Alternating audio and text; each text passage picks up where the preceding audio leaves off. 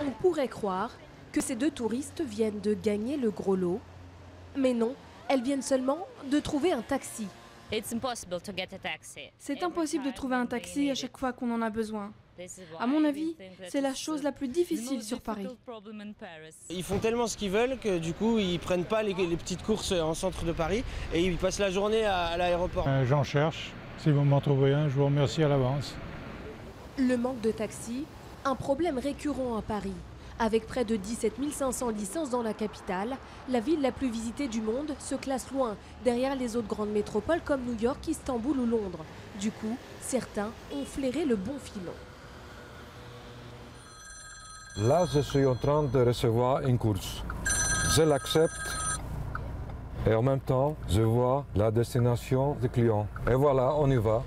Ces sociétés de voitures avec chauffeur sont apparues depuis 2010, lorsque les autorités ont décidé de libérer le secteur et d'en simplifier l'accès.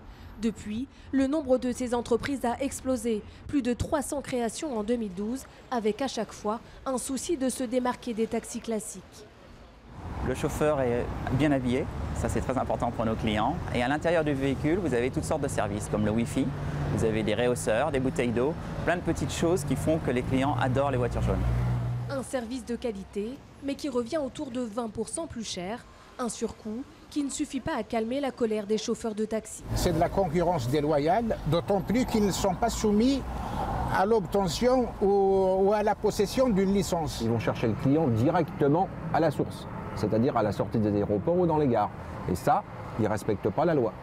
Pour calmer le jeu, le gouvernement a pris une série de mesures pour encadrer le service des voitures avec chauffeur. Interdiction de prendre des usagers dans la rue, d'avoir un panneau lumineux ou un compteur. Sur Paris, le nombre de licences des taxis va augmenter de 200 cette année. Le secteur des voitures avec chauffeur pourrait, lui, créer 20 000 emplois d'ici 5 ans.